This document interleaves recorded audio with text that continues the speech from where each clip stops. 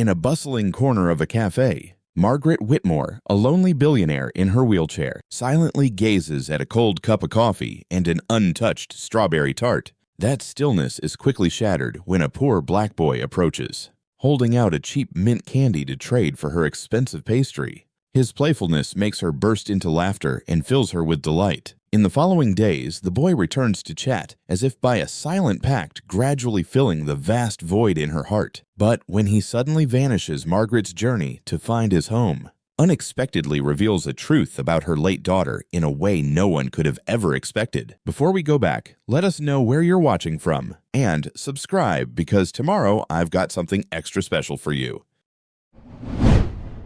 The coffee had gone cold an hour ago. Margaret Whitmore didn't notice. She sat motionless in her gold-plated wheelchair, staring at nothing in particular. The cafe buzzed around her conversations, overlapping chairs, scraping the espresso machine hissing. But she existed somewhere else entirely, somewhere quiet and empty. Her driver had wheeled her to this corner table at exactly 2 p.m., same as yesterday, same as the day before. He'd placed a cup of black coffee in front of her, along with a strawberry tart from the city's most expensive bakery. Then he'd stepped outside to smoke, leaving her alone with her silence. The tart sat untouched. Margaret looked at it with the same indifference she looked at everything else these days. It was perfect glazed berries arranged in concentric circles, cream that probably cost more than most people's weekly groceries. But perfection had stopped meaning anything to her a long time ago. She lifted the coffee cup to her lips more out of habit than desire. The liquid was bitter and cold. She didn't flinch. Bitter and cold felt about right. That looks expensive. Margaret's eyes shifted to her left. A kid stood there, maybe 10 years old, wearing a faded jacket 2 sizes too big and sneakers held together with duct tape. He was black thin in a way that spoke of missed meals rather than genetics. And he was staring at her strawberry tart with an expression that wasn't quite hunger. It was something more complicated than that. She didn't respond. Kids came through here all the time, hands out, hoping tourists would drop some change. This one would move along soon enough. But he didn't move. He just kept looking at the tart, then at her, then back at the tart. "You gonna eat that?" he asked. Margaret's fingers tightened slightly on the handle of her coffee cup. "No," she said flatly. "Then why'd you buy it?" The question caught her off guard. Most kids just asked for money or food. They didn't ask why. "I didn't buy it," Margaret said, her voice as cold as the coffee. "My staff did. They buy me things. I don't eat them." The kid tilted his head, studying her like she was some kind of puzzle. "That's weird." "Is it?" "Yeah." He scratched his chin, thoughtful. "I mean, if I had money for a fancy tart like that, I'd eat it. Or give it to someone who would." Margaret almost smiled. Almost. "And which category do you fall into?" "Depends." The kid reached into his jacket pocket and pulled out something wrapped in crinkled cellophane, a peppermint candy, the cheap kind they gave out at diners. The wrapper was creased and slightly torn, like it had been carried around for a while. He held it up between 2 fingers. "I'll trade you." Margaret stared at the candy, then at the boy. "You're joking." "Nope." He shook the candy slightly, making it catch the light. "Fair trade, this for that. That tart costs $30. "Cool." The kid didn't even blink. "This costs 75 cents, but I bet it'll do something yours won't." Despite herself, Margaret felt a flicker of curiosity, the first thing she'd felt in weeks that wasn't numbness or quiet despair. "And what's that?"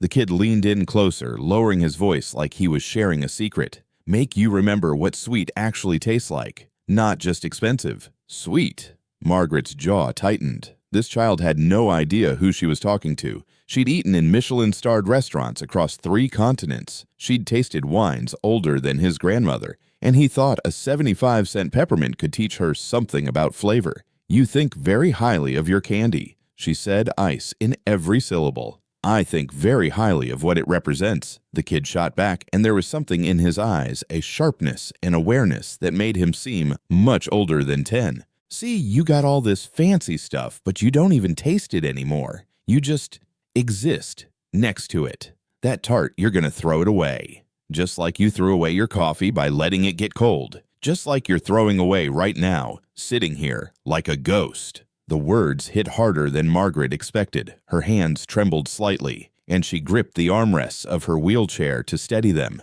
"You don't know anything about me," she whispered. "I know bitter." the kid said quietly, "and I know you're drowning in it." The cafe noise seemed to fade. Margaret stared at this child who somehow saw through the expensive clothes, the wheelchair, the carefully constructed walls she'd built around herself. He saw the bitterness. He named it. Her voice came out rougher than she intended. "And your candy fixes that." "Nah." The kid shrugged. "Candy doesn't fix anything, but it reminds you that other flavors exist." "That's worth something, right?" Margaret looked at the peppermint again. It was absurd, ridiculous. A billionaire trading a gourmet dessert for gas station candy. But something in her chest, something she thought had died years ago, flickered weakly back to life. She pushed the plate across the table. The kid's face broke into a grin so genuine, so unguarded, that Margaret had to look away. He set the peppermint down carefully in the exact spot where the tart had been, like he was presenting a gift to royalty. "Thanks," he said. "I'm Zane, by the way." "Margaret." "I know who you are, Mrs. Whitmore." Zane picked up the tart carefully, reverently. "Everybody does. You're that lady who owns half the city." "Quarter," Margaret corrected automatically. Zane laughed. "My bad. Quarter of the city." He took a small bite of the tart, and his eyes actually closed with pleasure. "Oh man, this is worth $30. Margaret found herself watching him eat. When was the last time she'd seen someone take that much joy in anything? When was the last time she had Zane finish the tart in 4 careful bites, licking the cream from his fingers? "So why'd you do it?" he asked. "Trade with me." Margaret picked up the peppermint. The cellophane crinkled in her fingers. "I don't know." "Yeah, you do." Zane wiped his hands on his jacket. "You did it because you're tired of being bitter. And you thought maybe, just maybe, a kid who's got nothing might know something you don't." He was right. God help her. He was right.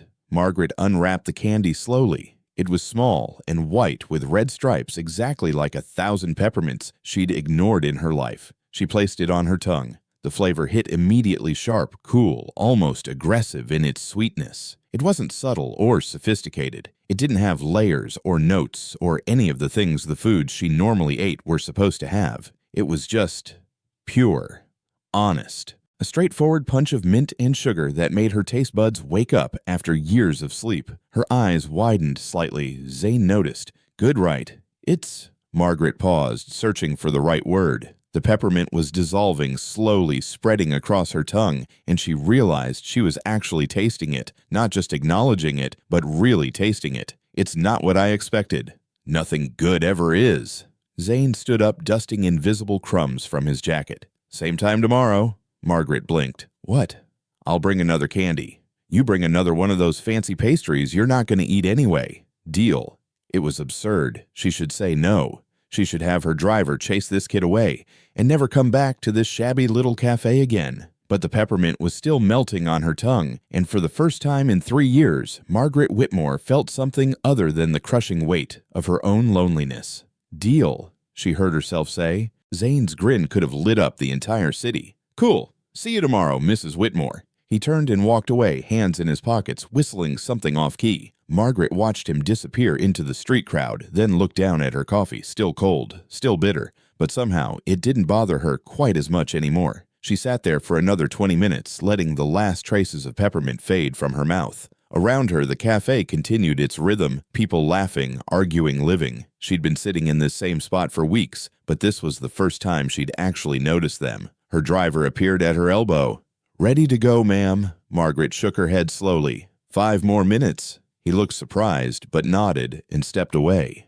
Margaret wrapped her fingers around the cold coffee cup, and for reasons she couldn't quite explain, she brought it to her lips and took a long drink. It was terrible, bitter and cold, and everything coffee shouldn't be. But she tasted it. Every note, every flaw, every molecule of disappointment. And in a strange way, that felt like progress. Margaret returned the next day at 2 p.m. sharp. She told herself it was just routine. The cafe was convenient, centrally located, a reasonable place to waste an afternoon. It had nothing to do with a 10-year-old kid and a ridiculous candy trade. Nothing at all. But when her driver wheeled her to the same corner table, she found herself glancing toward the door every few minutes. The staff brought her usual order: black coffee, some elaborate pastry she hadn't requested. Today it was a chocolate eclair with gold leaf. She waited. 2:15, no Zane. 2:30, still nothing.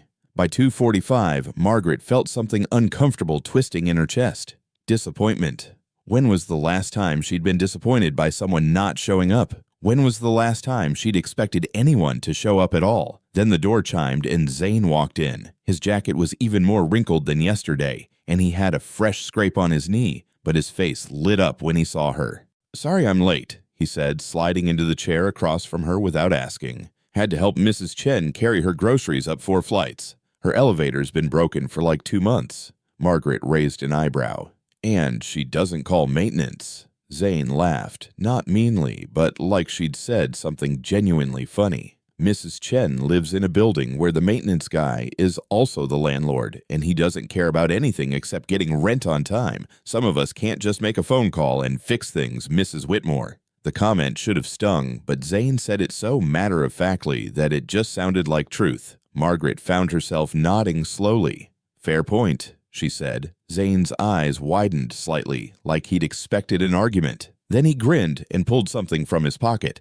"Anyway, I brought your candy. Today's special ginger chew." He placed it on the table. The wrapper was orange and white, slightly sticky. Margaret pushed the eclair toward him. "Gold leaf is edible, apparently, though I can't imagine it tastes like anything." "Rich people are weird," Zane said cheerfully, then immediately added, "No offense." "None taken." "You're right." Zane picked up the eclair, carefully examining it, like a jeweler inspecting a diamond. "This is almost too pretty to eat." "Almost."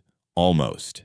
He took a bite and chocolate cream smeared across his upper lip. "Oh man, this is insane. The gold doesn't taste like anything though. You were right about that." Margaret unwrapped the ginger candy. It was hard and amber-colored with actual pieces of crystallized ginger visible inside. She popped it into her mouth. The flavor was aggressive, spicy, and sweet, and warming all at once. It made her sinuses clear and her eyes water slightly. It was the opposite of subtle.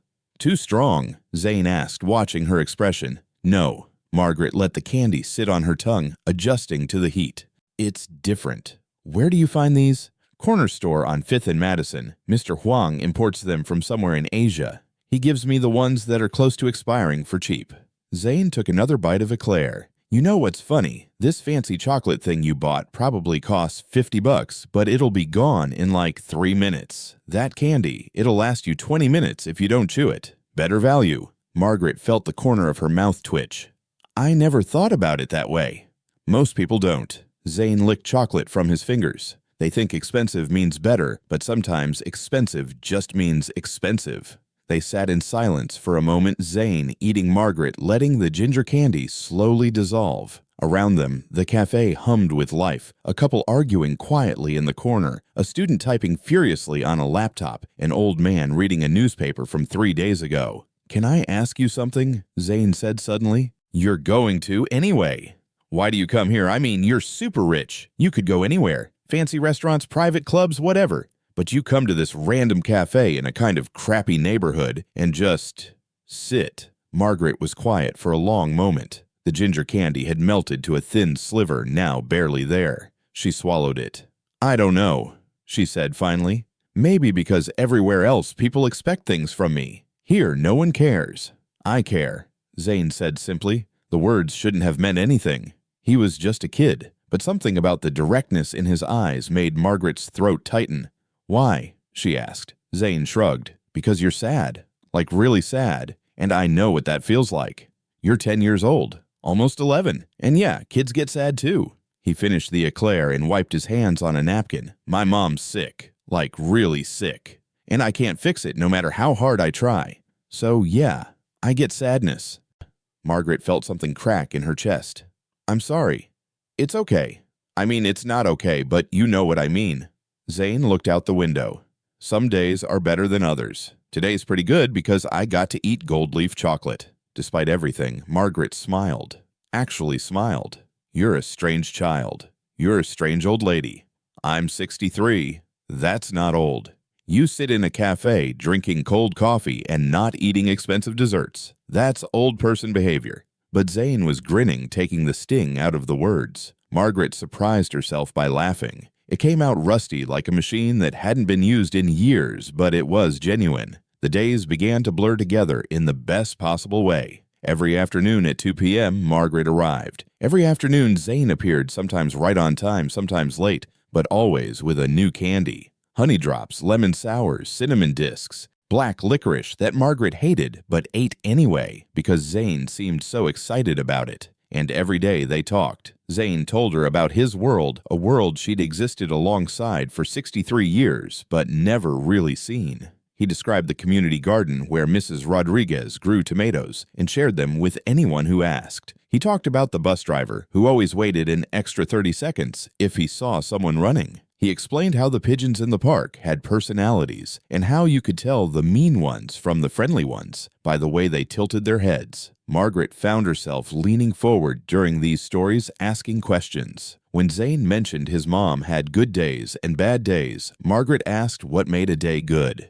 When he talked about helping neighbors, she asked what they needed most. She started noticing things. The barista, who always looked exhausted, Margaret learned her name was Keisha, and she was working 2 jobs to put herself through nursing school. The elderly man who read old newspapers couldn't afford new ones, so the cafe owner let him read the ones left behind. One afternoon, Margaret did something she hadn't done in 3 years. She asked her butler James about his daughter. James nearly dropped the water glass he was holding. "Sir," he said, clearly shocked, "your daughter, Emily. You mentioned she was starting college. How is she managing?" James stared at her for a long moment. She's doing well, ma'am. Thank you for asking. What's she studying?" "Environmental science." Margaret nodded slowly. "That's good. Important field." After James left, Margaret sat in her library feeling strange. When had she stopped seeing her staff as people? When had everyone become invisible except for their utility to her? She thought of Zane, who noticed everything. Who cared about everyone? The next day, she asked James to increase his salary by 15%. When he tried to thank her, she waved him off. "Your daughter needs books," she said. "College books are expensive." James's eyes got shiny. "Ma'am, I don't know what to say." "Don't say anything. Just go home on time tonight. Spend time with your family." After he left, Margaret sat alone in her mansion surrounded by priceless art and furniture that cost more than most people's houses and realized how empty it all felt. Then she remembered she had a honey drop candy in her purse, Zane's gift from that afternoon. She unwrapped it slowly, placed it on her tongue, and for 20 minutes she tasted sweetness instead of ash.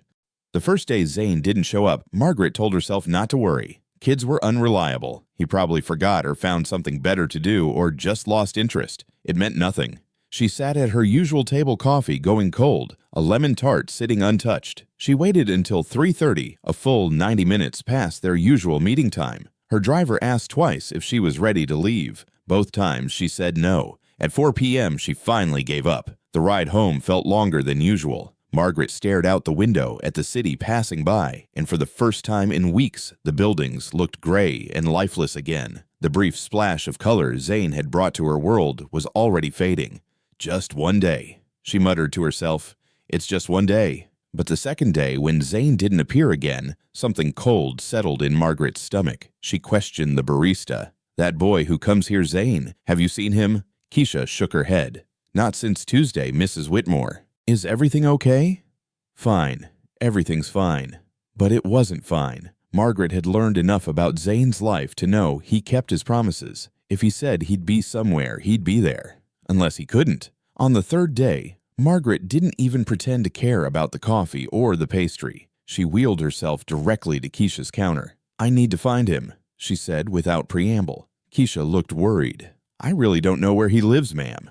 He just comes through here sometimes." Margaret turned to the other customers. The old man with his newspapers, the student who was always typing, a woman who sold flowers on the corner. "Does anyone know where I can find the boy, 10 years old, thin, usually wears an oversized jacket?" The flower seller, an older black woman with kind eyes, spoke up. "You mean little Zane. He helps his mama. They live somewhere in the Riverside district, I think, near the old train tracks." "Which building?" "Child, there are 200 buildings near those tracks, but..." She paused, thinking. "I heard him mention once that his place smelled like old wood, and he could hear trains at night. It wasn't much, but it was something." Margaret had her driver take her to Riverside. She'd never been to this part of the city. Her businesses owned properties here, apartment complexes. She'd never visited, warehouses she'd never inspected. She'd signed documents and collected rent checks, and never once wondered what the neighborhood actually looked like. It looked tired. Buildings with cracked facades and windows patched with cardboard, laundry hanging from fire escapes, groups of men standing on corners watching her expensive car roll by, with expressions that ranged from curiosity to resentment. Margaret felt her driver tense. "Ma'am, perhaps we should keep driving slowly." They cruised through street after street. Near the old train tracks, the buildings got even more run down. Margaret saw children playing in the street, their game of tag interrupted by her car. They stared at her through the window, and she stared back. How many of them were like Zane? How many of them helped their sick mothers and carried groceries for elderly neighbors and collected expired candy to trade with lonely billionaires? "Stop," Margaret said suddenly. They were in front of a 5-story walk-up with water-stained brick. The building did look old enough that the wood around the windows was rotting, giving off that distinctive smell of decay. And she could hear it now, the distant rumble of a freight train. "This one," she said. Her driver looked doubtful. "Ma'am, there's no elevator, and I don't think your wheelchair—" "Then you'll carry me." "Ma'am." "That's an order, Robert." Robert had been her driver for 12 years. He'd never heard that tone from her before, not commanding in the cold corporate way, but desperate, almost pleading. He got out and opened her door. The building's front entrance wasn't locked. The lock had been broken for what looked like years. Inside the stairwell smelled like mildew and something else Margaret couldn't identify. Cooking smells drifted from different apartments. Rice, something spicy, something burnt. "Which floor?" Robert asked. Margaret didn't know. She looked at the mailboxes, most of them broken or missing doors entirely. Then she heard it, a cough, wet and painful, coming from somewhere above them. "Up," she said. Robert lifted her from the wheelchair like she weighed nothing and started climbing. Second floor, third floor. The coughing got louder. Fourth floor. It was coming from apartment 4B. Robert set her down gently outside the door. The wood was thin and warped, and Margaret could hear everything inside. The coughing, a weak voice saying something in Spanish, and another voice, younger, familiar, saying, "It's okay, Mama. I'm making you soup." Zane. Margaret's hand shook as she knocked. The voices inside went quiet. Footsteps approached, light and hesitant. The door opened a crack, and Zane's face appeared. His eyes went wide. "Mrs. Whitmore, what are you? How did you—" He looked past her at Robert, then back at her. "You came here." "You didn't show up," Margaret said, and hated how vulnerable the words sounded. "I was worried." Zane's expression crumpled. For the first time since she'd met him, he looked like what he actually was, a scared child. "Mama's really sick," he whispered. "I couldn't leave her." From inside the apartment, the woman's voice called out weakly in Spanish.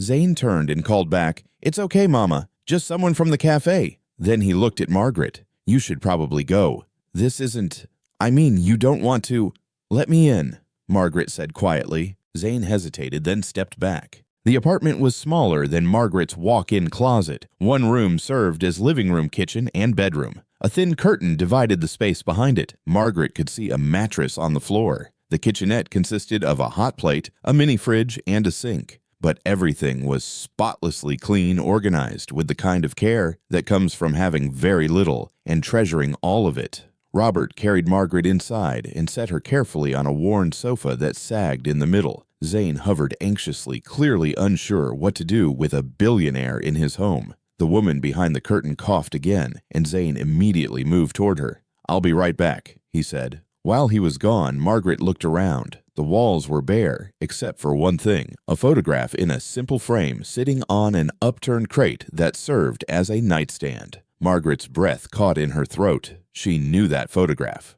Or rather, she knew one of the people in it. Two young women, arms around each other, laughing at something off camera. One was clearly Latina with warm brown skin and long dark hair. The other was white with the same sharp cheekbones and gray eyes Margaret saw in the mirror every morning. Sarah, her daughter, her dead daughter. Margaret's hands gripped the arms of the sofa so hard her knuckles went white.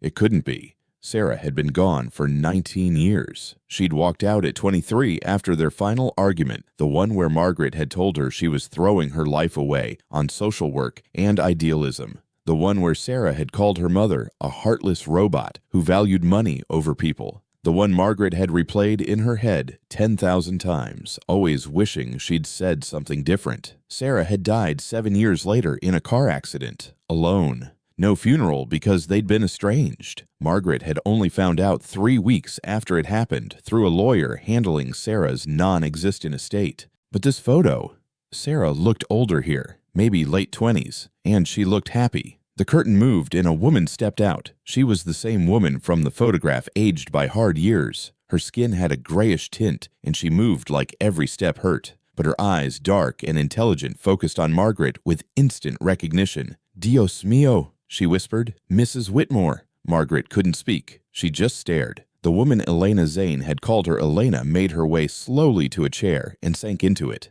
"Zane, baby, can you get me some water?" Zane looked between the two women, confused but obedient. He went to the sink. Elena leaned forward, her voice low and urgent. "You're really here. After all this time, you're here." "You knew my daughter," Margaret managed to say. "You knew Sarah." "I was with her when she died," Elena said, and tears spilled down her cheeks. "I was her best friend. I held her hand in the hospital." The room tilted. Margaret heard a rushing in her ears. "Hospital? They told me it was instant. A car accident. She lived for 3 days." Elena wiped her eyes with shaking hands. "She made me promise not to contact you. She said you wouldn't care." "I would have cared," Margaret whispered, and the words came out broken. "I would have. I loved her. I just didn't know how to." "I know." Elena's voice was gentle. "She knew too at the end. She told me about you, about how similar you two were, how neither of you knew how to back down or say sorry." Zane brought the water, looking worried. "Mama, you should rest." "In a minute, mijo." Elena took the water with shaking hands and drank. Then she looked at Margaret.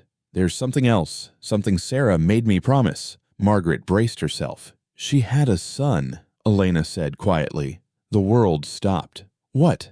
"A little boy. She was pregnant when she left your house all those years ago. She had him, raised him for a while. But when she got sick, the accident, she was terrified you'd use your money to take him. She thought you'd turn him into something he wasn't, the way you tried to do with her."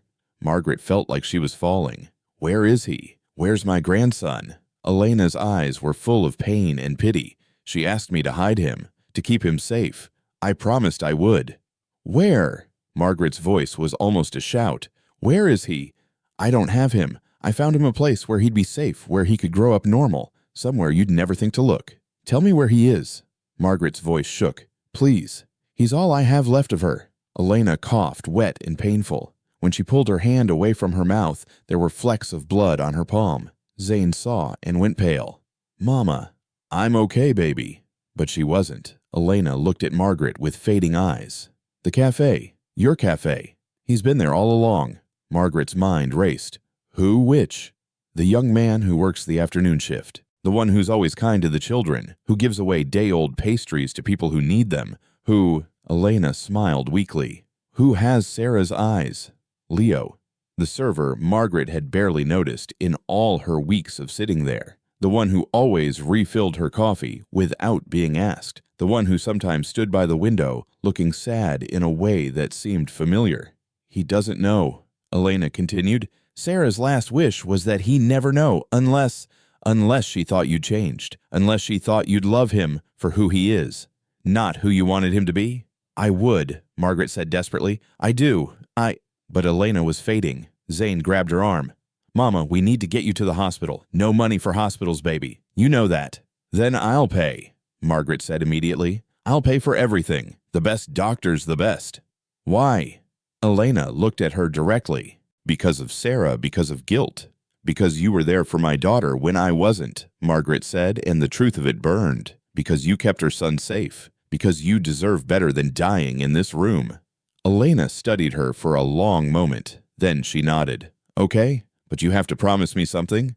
Anything. Don't tell Leo who you are. Not yet. Let him see you first. Let him decide if he wants a grandmother based on who you are now, not what you have." It was the hardest thing Margaret had ever agreed to, but she nodded. Robert called an ambulance. While they waited, Zane sat next to his mother, holding her hand. Margaret watched them, and something clicked into place. "Zane," she said quietly, "you're not Elena's biological son, are you?" The boy looked up, tears on his cheeks. "She took me in when my real mom died. I was 6. Nobody else wanted me, but Mama Elena did. Just like she took in Leo." "Yeah." Zane wiped his eyes. "She collects broken things and makes them whole again." That's what she says. Margaret looked at this woman, this stranger who had more capacity for love in her dying body than Margaret had in her entire mansion, and felt ashamed. The ambulance came. As they loaded Elena onto the stretcher, she grabbed Margaret's hand. "He wears a silver necklace," she whispered. "Never takes it off. It was Sarah's. That's how you'll know for sure." Then she was gone, and Margaret was left in the tiny apartment with Zane, surrounded by proof of a life she'd been too proud and stubborn to be part of. "Mrs. Whitmore," Zane's voice was small. "Is Mama going to die?" Margaret wanted to lie to comfort him, but she'd lied enough in her life. "I don't know," she said honestly, "but I'm going to do everything I can to make sure she doesn't." Zane nodded, then did something unexpected. He climbed onto the sagging sofa and curled up next to her wheelchair, his head against her armrest. Margaret froze. She couldn't remember the last time someone had sought physical comfort from her. Slowly, carefully, she reached down and placed her hand on his shoulder. They sat like that until Robert came back, two broken people holding on to each other in the ruins of lost time. Margaret didn't sleep that night. She sat in her library in the wheelchair she'd barely left for 3 years and stared at the photo she'd asked Robert to retrieve from Elena's apartment, the one of Sarah and Elena laughing together. Her daughter had been happy. After leaving Margaret's world of expectations and demands, Sarah had found joy. She'd had a child. She'd built a life. And Margaret had known none of it. At 6 a.m., she called her lawyer. "I want the best oncologist in the country on standby. Money is no object. And find me a private room at Presbyterian Hospital, the Quiet Wing." "Ma'am, is everything all right?" "Just do it." By 8 a.m., Elena was being transferred to a private room with round-the-clock care. Margaret had made sure Zane could stay with her hospital policy be damned. When you donated enough money to a hospital, they found ways to bend the rules. But Margaret didn't go to the hospital. Not yet. At 2 p.m., she had Robert wheel her into the cafe. She'd been coming here for 2 months, sitting at the same table, ordering coffee she didn't drink and pastries she didn't eat. But she'd never really looked at the staff. They'd been invisible to her hands that brought things voices that said, "Here you go, ma'am." Now she looked. There were 3 servers working the afternoon shift. A middle-aged man with a beard, a young woman with purple hair and multiple piercings, and him. Leo. He was in his mid-20s, tall and lean, with dark hair that curled slightly at the nape of his neck. He moved through the cafe with quiet efficiency, never rushing, but always aware. When a mother struggled with a stroller, he held the door. When an elderly customer dropped their napkin, he retrieved it without being asked. And his eyes. God, his eyes were Sarah's. That same gray-blue, that same way of looking at people like he actually saw them. Margaret's heart clenched. How had she never noticed? How many times had he brought her coffee, cleared her table, existed in her peripheral vision without her bothering to really see him? She watched him work. He smiled at customers, but the smile didn't quite reach his eyes. There was a sadness in him buried deep. The same sadness Sarah had carried, the loneliness of someone who gave more than they received. Around his neck, barely visible beneath his collar, was a chain. Silver. Margaret's hands trembled. She wanted to call him over to tell him everything. My grandson, Sarah's son. But Elena's words echoed in her head. Let him see you first. Let him decide. So she sat and watched and waited, feeling the weight of all her mistakes pressing down on her chest. The next day, Zane came to the cafe. He looked exhausted, dark circles under his eyes, clothes even more rumpled than usual. But when he saw Margaret, his face brightened a little. "Mama's stable," he said, sliding into the chair across from her. "The doctors say the treatment is working." "Good." Margaret pushed a chocolate croissant toward him. "Eat." For once, Zane didn't argue. He ate mechanically, barely tasting it. "I need your help," Margaret said quietly. Zane looked up. "With what?" "Leo, the server here. I need to know if he's—" She paused. "How did you say this?" "I need to confirm something, but I can't ask him directly." Zane's eyes sharpened. He might be young, but he was smart. "This is about what Mama Elena said, isn't it? About your grandson." Margaret nodded. "And you think it's Leo?" "I know it's Leo, but I need to be sure. And I need to approach this carefully. I can't—" Her voice cracked slightly. "I can't lose him before I even have a chance to know him." Zane was quiet for a moment, thinking. Then he nodded. "Okay, I'll help. But you have to promise me something." "What?" "If he doesn't want to know you, you respect that. No using your money to force anything. You let him choose." The request hurt, but it was fair. "I promise." Over the next week, Zane became Margaret's eyes and ears. The boy had a gift for observation and an easy way with people. He'd come to the cafe during Leo's shifts, strike up conversations while buying a cheap coffee, ask casual questions. Where did Leo grow up? Did he have family? What did he like to do when he wasn't working? He grew up in foster care, Zane reported one afternoon. Bounced around a lot. Says he doesn't remember his real parents. Margaret's heart broke a little more. He likes music, Zane continued. Classical piano specifically. Says his foster mom, he calls her Elena, used to play recordings for him when he was little. Elena, still protecting Sarah's son even through her illness. And the necklace, Margaret asked. He never takes it off. I asked him about it, tried to be casual. He just said it belonged to someone important and left it at that. Margaret watched Leo from across the cafe. He was wiping down tables, methodical and thorough. A little girl dropped her stuffed animal, and Leo picked it up, made it talk to her until she giggled. Sarah had done that, made sad children laugh.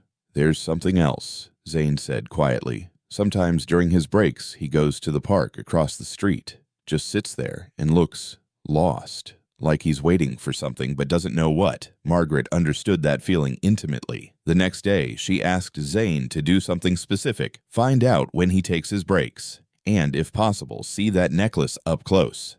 It took 3 days, but Zane came through. Tomorrow at 3 p.m., he takes his break in the park. And I saw the necklace got close when I accidentally dropped some change, and he helped me pick it up.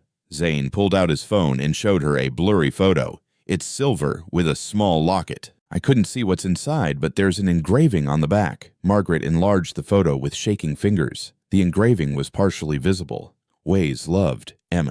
Always loved, Mom. It was Sarah's necklace, the one Margaret had given her for her 18th birthday, the one Sarah had been wearing the day she walked out. Margaret closed her eyes. It's him. So what now? Zane asked. Now. Margaret took a deep breath. Now I do something I should have done 19 years ago. I reach out without expecting anything in return. But how? How did you bridge a gap that wide? How did you tell someone they had family when family had only ever meant pain for them? The answer came to her at 2 a.m. when she couldn't sleep.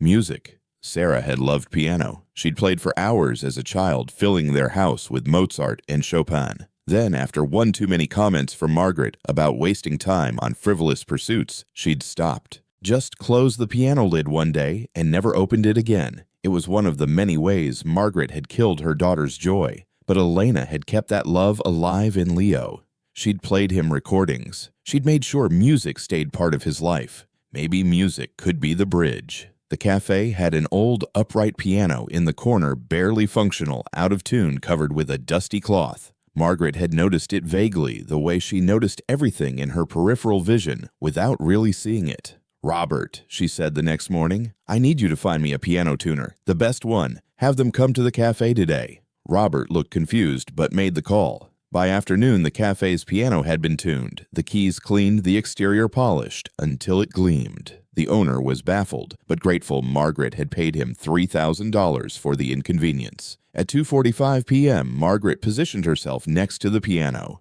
Her wheelchair wouldn't fit on the bench, but Robert had brought a special stool with a back support. He helped her transfer over her useless legs dangling uselessly. She hadn't touched a piano in 40 years. At 3 p.m. exactly, Leo emerged from the back room for his break. He headed toward the door, probably planning to go to the park like always. But he stopped when he heard the first notes.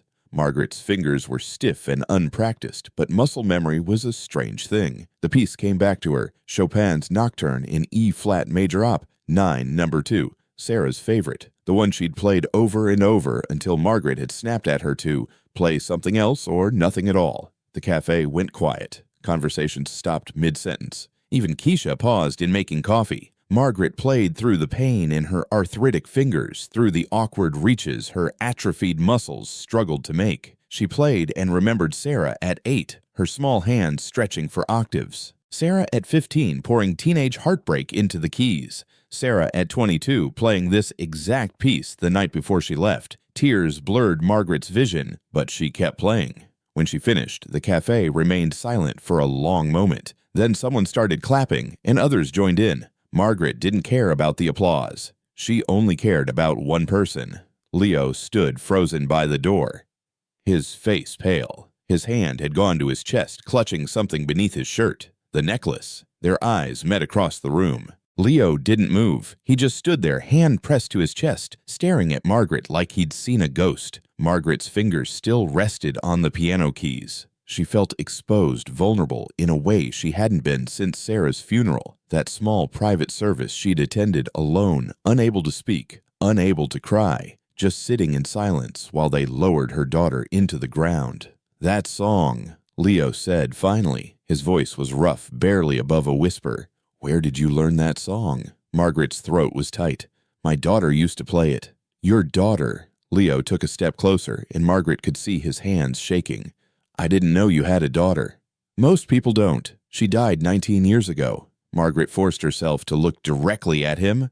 "Her name was Sarah." The color drained from Leo's face completely. He swayed slightly, and Keisha rushed over to steady him. "You okay, hun?" she asked. "I need—" Leo pulled away from her. "I need some air." He turned toward the door, but Margaret spoke before she could stop herself. "Please don't go." Leo froze. The desperation in her voice had stopped him, that raw, undisguised need that billionaires weren't supposed to show. "Why did you play that song?" he asked without turning around. "Why today?" "Why here?" Margaret looked at Zane, who'd slipped in during her performance and was watching from near the counter. The boy gave her a small, encouraging nod. "Because someone told me it might reach you," Margaret said quietly. "Someone who knew that music speaks when words fail." Leo turned around slowly. His hand was still clutching the necklace beneath his shirt. "Who told you that?" "Elena." At the name, Leo's composure cracked. "You know Elena? How do you— Is she okay? The hospital won't tell me anything because I'm not family, and I've been trying to—" His words tumbled over each other, months of worry pouring out. "She's stable," Margaret said quickly. "I've been covering her treatment. She's in a private room at Presbyterian, and they have orders to let you see her whenever you want." Leo stared at her. "You're paying for her treatment. Why, you don't even know her." "But I knew Sarah." Margaret took a shaky breath. "And Elena was with Sarah at the end. That means something." Leo's jaw clenched. He looked like he was fighting some internal battle. Finally, he walked over and sat at the table next to the piano. Up close, the resemblance to Sarah was even more striking, the same stubborn set to his chin, the same way his eyebrows drew together when he was thinking. "Elena talks about Sarah sometimes," he said quietly, "when she thinks I'm asleep. She says Sarah was her best friend, that Sarah saved her when she had nowhere to go." "That sounds like Sarah," Margaret said, and a sad smile crossed her face. "She was always saving people, trying to fix things. Elena says Sarah died in a car accident." "She did." "Elena says Sarah was running from someone who tried to control her life." Leo looked directly at Margaret. "Was that someone you—" The question was a knife, but Margaret didn't flinch from it. "Yes," she said simply. "I was a terrible mother. I thought love meant pushing her to be successful, to be perfect, to live up to some impossible standard. I didn't understand that I was crushing her. By the time I realized it, she was gone." Leo was silent for a long moment. "Why are you telling me this?" "Because," Margaret's hands twisted in her lap. "How did you say this? How did you tell someone their entire existence had been hidden from you? Because I think Sarah would want me to." "Why would Sarah care what you—" Leo stopped mid-sentence. His hand went to his necklace again, and Margaret saw the exact moment realization hit. No, that's not Leo. The necklace." His fingers fumbled with the chain, pulling it out from under his shirt. The silver locket glinted in the cafe light. "Elena gave me this. She said my mother wanted me to have it, that it would protect me."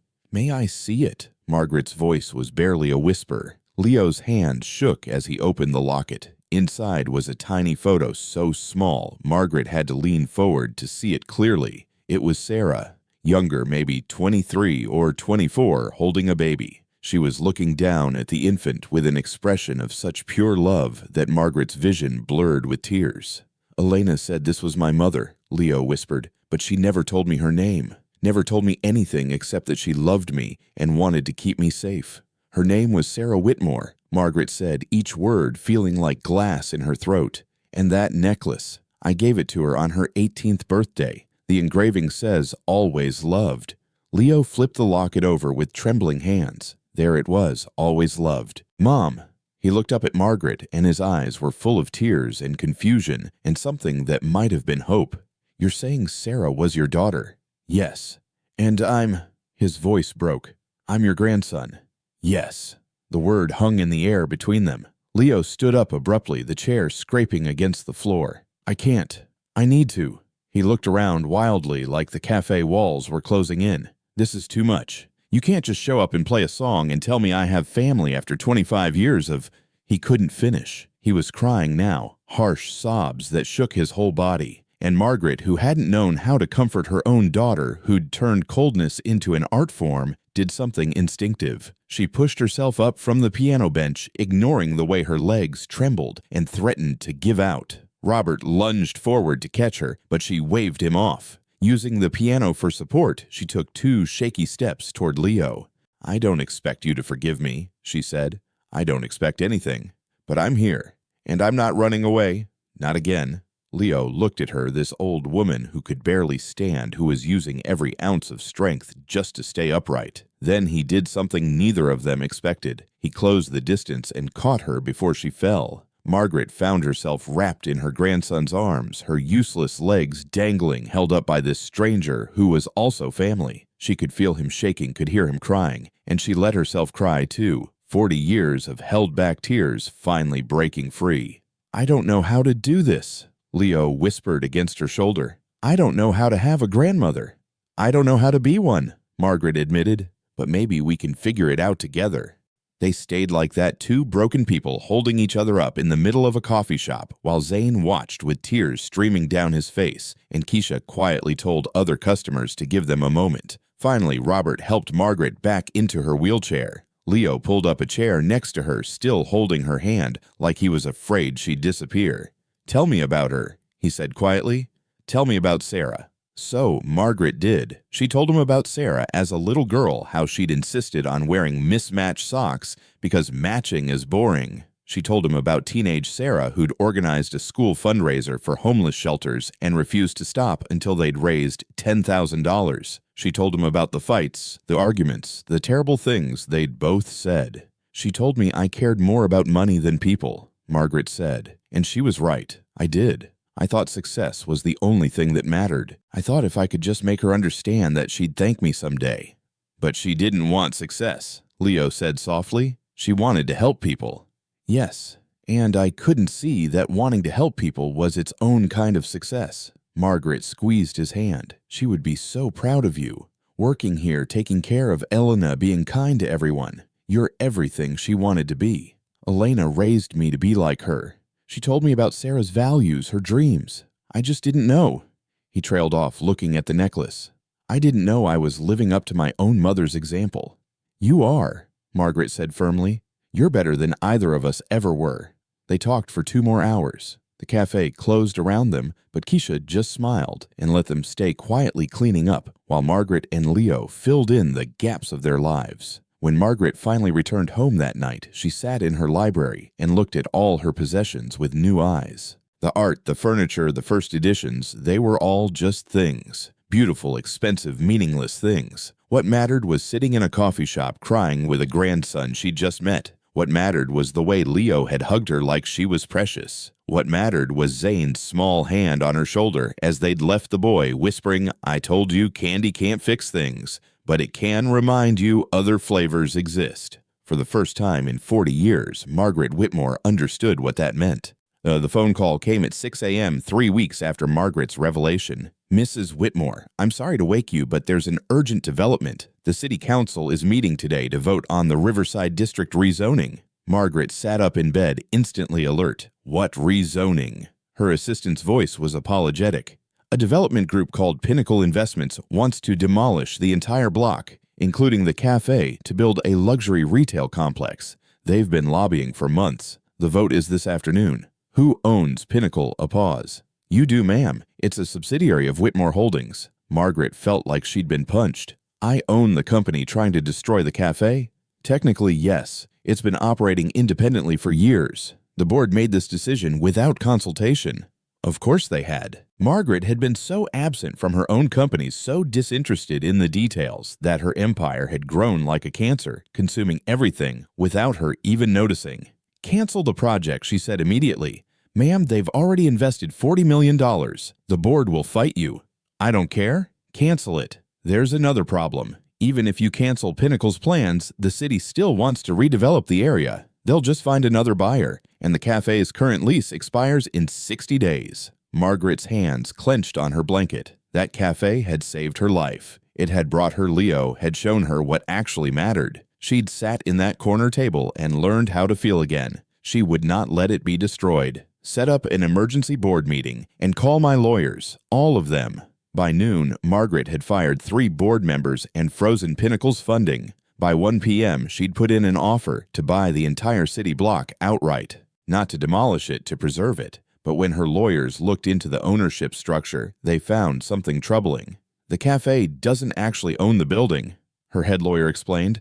They're renting month to month from a holding company. And that company just sold the property to another developer this morning. They're planning to evict everyone by the end of the month. Who's the developer? Marcus Chen. New money aggressive tactics. He's known for buying up low-income properties and flipping them. Margaret knew the type. She'd been the type once upon a time. Get me a meeting with him. Ma'am, he's unlikely to sell. This is his biggest project yet. Then I'll make him an offer he can't refuse. But Marcus Chen, it turned out, was not motivated by money alone. When Margaret's team contacted him, he sent back a simple message. The property is not for sale at any price. Progress can't be stopped by sentimentality. Margaret stared at the message for a long time. Then she did something she'd never done before in her business career. She asked for help. Leo was working his shift when Margaret wheeled in, accompanied by a nervous-looking young man in an expensive suit. "I need to talk to you," she said without preamble, "and everyone else who cares about this place." Within an hour, they'd gathered in the cafe after closing. Leo, Keisha, the owner, Mr. Patterson, several regular customers, and Zane, who'd brought Elena, newly released from the hospital, and looking frail but determined. Margaret told them everything. The rezoning, the developer, the 60-day deadline. "I can outbid him," she finished. "I can throw money at this until he gives up. But Elena told me once that money doesn't fix things. And I'm tired of trying to fix things with money alone." "Then what are you proposing?" Mr. Patterson asked. He was a kind man in his 60s who'd run the cafe for 30 years. Margaret looked at Zane. "I'm proposing we give this place a story. Not just a cafe people walk past, but a landmark people fight for." Zane's eyes lit up. "Like a community thing. Show everyone why this place matters." Exactly. Over the next week, Zane orchestrated something remarkable. He'd been taking photography classes funded by a scholarship Margaret had quietly arranged, and he put those skills to use. Every day, he came to the cafe and documented moments. The elderly woman who met her sister here every Thursday, continuing a tradition started 40 years ago. The young mother who could only afford a single coffee, but sat for hours in a warm place while her toddler played with donated toys. The college student who studied here because his apartment was too loud. The recovering addict who came here instead of to the bar one day at a time. Zane captured all of it. He created an exhibition right there in the cafe photos covering every available wall. Each one had a caption, a story. "Mrs. Rodriguez has been meeting her sister here every Thursday since 1985. James comes here to study because this place believes in him. This is where Sarah used to dream about changing the world." That last photo was of the corner table where Margaret always sat. In the image, the table was empty, except for a single peppermint candy in the center. Zane posted everything online. He created a hashtag #SaveThePeppermintCafe. He told the story of an old woman and a young boy who'd traded candy for pastries and found family. The story went viral. Within days, local news picked it up. Then national news. People started showing up to take pictures with the exhibition, to sit at Sarah's table, to leave their own peppermint candies as a symbol. Marcus Chen's office was flooded with calls and emails. Protests formed outside his company headquarters. The city council received thousands of messages demanding they protect the cafe. But Chen held firm. "This is business," he told reporters, "not a charity." The city council vote was scheduled for a Thursday at 2 p.m. Margaret knew she had one shot. She called in every favor she'd accumulated in 40 years of business. She contacted the mayor, the governor, anyone with influence. But more importantly, she showed up. The council chambers were packed. Hundreds of people had come to speak. Cafe regulars, neighborhood residents, people who'd seen Zane's photos and felt moved by them. Margaret waited her turn, sitting in her wheelchair near the back. When they finally called her name, Leo wheeled her to the front. She looked at the council members' politicians she'd donated to people who owed their careers to her funding. "I'm here to make you an offer," she said, her voice carrying through the silent chamber. "I'll buy the entire block, not to develop it but to preserve it. I'll establish a foundation dedicated to community spaces. The cafe will remain. The affordable housing will remain. Everything stays." One council member leaned forward. "Mrs. Whitmore, with all respect, Mr. Chen's project would bring jobs and tax revenue. What you're proposing is nice, but it's not economically viable." "Then let me make it viable." Margaret opened a folder her lawyer had prepared. "I'm proposing the Peppermint Foundation. It will purchase the block, maintain the current businesses, and add something new, a community arts center for underprivileged children. Free classes in music art photography, named after my daughter Sarah." She pulled out architectural drawings prepared overnight by the best firm in the city. "The center will employ local teachers, bring foot traffic to existing businesses, and provide a service this city desperately needs. All funded in perpetuity through an endowment I'm establishing. $300 million starting capital." The chamber erupted in whispers. "Furthermore," Margaret continued, raising her voice, "I'm prepared to match any economic benefit Mr. Chen's project promises. Jobs. The foundation will create 200 positions. Tax revenue. I'll pay property taxes at commercial rates despite the charitable status. This neighborhood gets everything a development would bring, plus something money can't usually buy. Its soul stays intact." Marcus Chen stood up from where he'd been sitting. "This is absurd. You can't just throw money at—" "You're right," Margaret interrupted. "I can't. That's why I'm not just offering money. I'm offering myself." She looked at Leo, at Zane, at Elena. "I've spent 60 years building an empire that meant nothing. Now I want to spend however many years I have left building something that matters. This cafe, this neighborhood, it saved my life. It gave me back my family. The least I can do is save it in return." "Mrs. Whitmore," the council chair said slowly, "are you saying you'd personally oversee this foundation? Every day. I'll be there in my corner table watching my grandson serve coffee and watching children learn to paint and watching a community thrive. That's my offer. Not just money, my time, my attention, my life." The vote was unanimous. Marcus Chen left the chambers furious, but there was nothing he could do. The city granted Margaret the purchase rights, expedited all permits, and the Peppermint Foundation was established within a week. That Saturday, they held a celebration at the cafe. Margaret sat at her usual table surrounded by people. Leo brought her a fresh coffee, actually hot this time. Zane presented her with a peppermint candy, grinning. Elena, wrapped in a warm shawl, sat next to her and squeezed her hand. "Sarah would be proud," Elena whispered. Margaret looked around at the cafe, at the photos still covering the walls, at the families laughing together, at the sign being installed outside the Peppermint Cafe and Community Arts Center, in memory of Sarah Whitmore, who believed everyone deserved sweetness in their lives. "I hope so," Margaret said. "I really hope so." 15 years later, Margaret sat in her wheelchair at the same corner table, though the cafe had expanded. Where there had once been a wall, now there was an archway leading to the Arts Center light, an airy, filled with children's laughter and the smell of paint. She was 83 now, and her body had given up most of its remaining strength. But her mind was sharp, and her eyes were bright as she watched Leo move through the cafe. He ran the place now had for the past decade. He'd kept everything exactly as it had been, but somehow made it better. The coffee was still affordable, the community was still welcome, and every afternoon at 2 p.m. the corner table remained reserved for Margaret, even when she couldn't make it. Today was one of her good days, though. Elena sat across from her, also aged but alive. The cancer treatment had worked, and she'd become the Arts Center's first director. She'd taught hundreds of children to paint, to dream, to believe they deserved beautiful things. "He's late," Margaret said, glancing at the clock. 2:15 p.m. "He's always late," Elena replied with a smile. "Some things don't change." The door opened, and Zane walked in. He was 26 now, tall and confident, but with the same open expression he'd had as a boy. His photography had made him famous, not gallery famous, but the kind of famous that mattered. His documentary series on American poverty had won awards and changed policies. His photos still hung in the cafe, updated every year with new stories.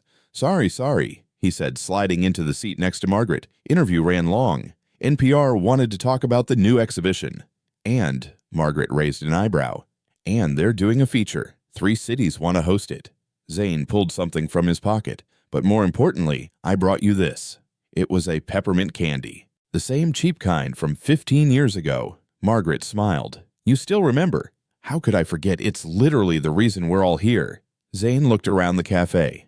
This whole thing started because a stubborn kid traded candy for a tart. A stubborn kid saved a bitter old woman, Margaret corrected. You were never old, Elena said.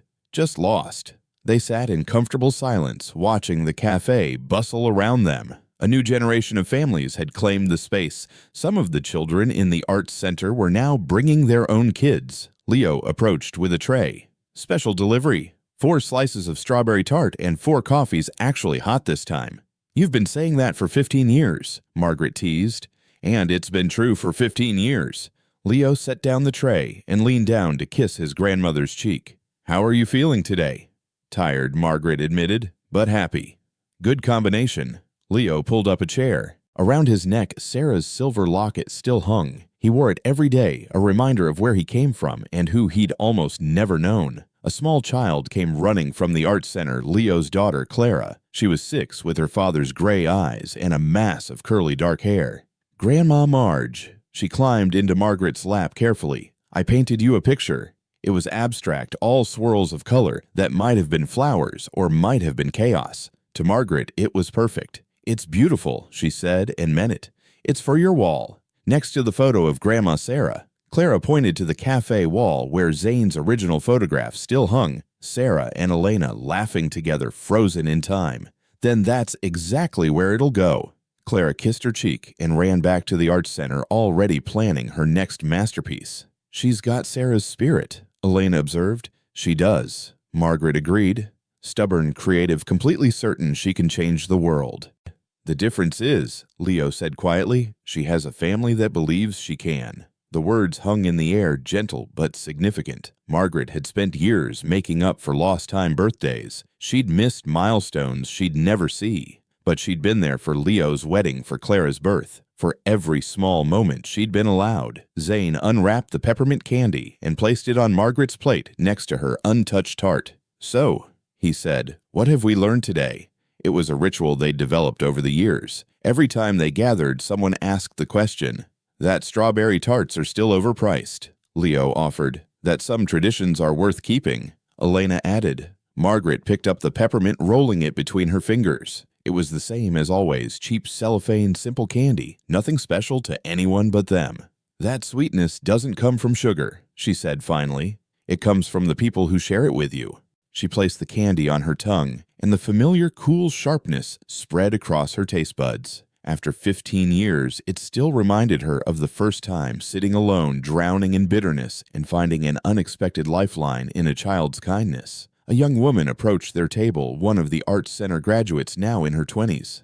Mrs. Whitmore, I just wanted to say thank you. I got accepted to Pratt Institute, full scholarship. Margaret's face lit up. Jasmine, that's wonderful. It wouldn't have happened without this place, without you believing someone from my neighborhood could be an artist. Jasmine wiped her eyes. I'm going to make you proud. You already have. After Jasmine left, Zane leaned back in his chair. Do you ever count them? How many kids have gone through the center? 2,347, Margaret said immediately. Elena laughed. Of course you know the exact number. I know all their names too. Jasmine Marcus, Little Tommy, who only painted in Blue Destiny, who danced instead of Drew Alex, who Margaret stopped smiling. They're not statistics, they're people. And yes, I count them. Every single one.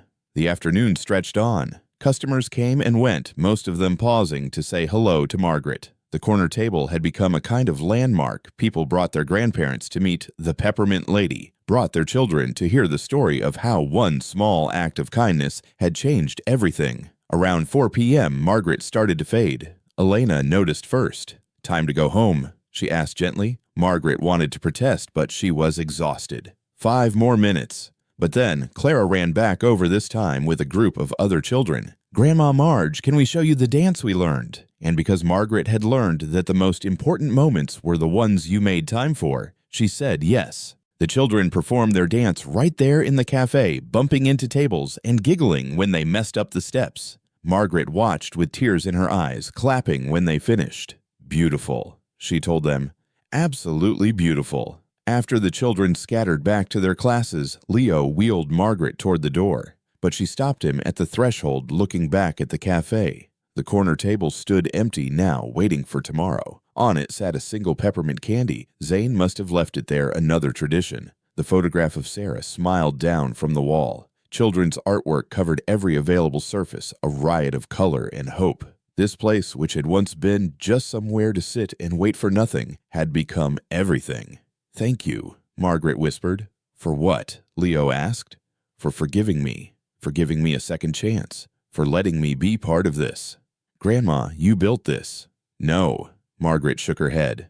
"I just paid for it. You and Zane and Elena, you built it, with kindness and patience and all the things I never learned until it was almost too late." "But you did learn," Elena said, walking beside them. "That's what matters." They made their way outside. The sign above the cafe had been updated over the years. The Peppermint Cafe and Community Arts Center was now joined by smaller text, "Where bitterness becomes sweetness, one candy at a time." Zane had designed that. He had a gift for finding exactly the right words. Margaret's car was waiting, but she paused on the sidewalk looking at the building that had saved her life. 15 years of memories, thousands of lives, touched a legacy that would outlive her. Not bad for someone who'd once thought life was over. As Robert helped her into the car, Clara came running out, clutching something. "Grandma, wait! You forgot your candy for tomorrow." It was a peppermint, slightly sticky, wrapped in cellophane that had seen better days. Margaret took it carefully, holding it like the treasure it was. "Thank you, sweetheart. Will you come back tomorrow?" "If I can," Margaret said honestly. "But if I can't, you keep the corner table warm for me, okay?"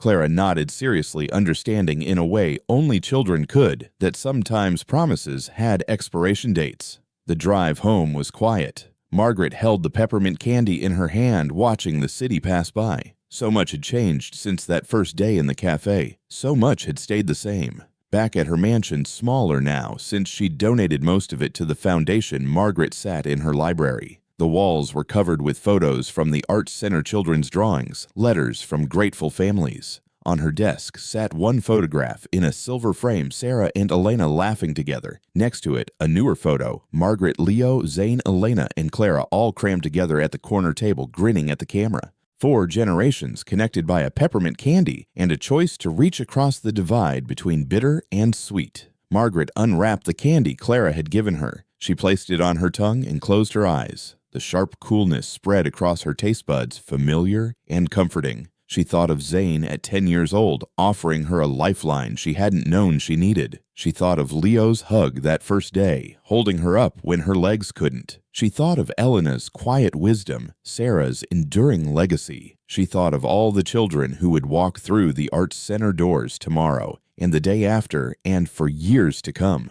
Children who would learn that they mattered, that their dreams were valid, that the world could be kind. All because a stubborn old woman had been willing to trade a $30 tart for a 75-cent candy. Margaret smiled. The peppermint dissolved slowly, the sweetness lingering long after the candy was gone. Just like kindness. Just like love. Just like the legacy she'd finally learned to build. Not with money or power, but with presence and care, and the simple willingness to see people as they truly were. Outside her window, the city lights began to twinkle. Somewhere across town, the corner table sat waiting for tomorrow. The Arts Center was closing up for the night, teachers saying goodbye to students, Clara probably begging to stay just 5 more minutes, life continuing, sweetness spreading one small act of kindness at a time. Margaret picked up her phone and sent a text to Leo, "Same time tomorrow." His response came immediately, "Always, Grandma, always." She set down the phone and closed her eyes, the last traces of peppermint fading from her tongue. But the sweetness, the real sweetness, remained. Join us to share meaningful stories by hitting the like and subscribe buttons. Don't forget to turn on the notification bell to start your day with profound lessons and heartfelt empathy.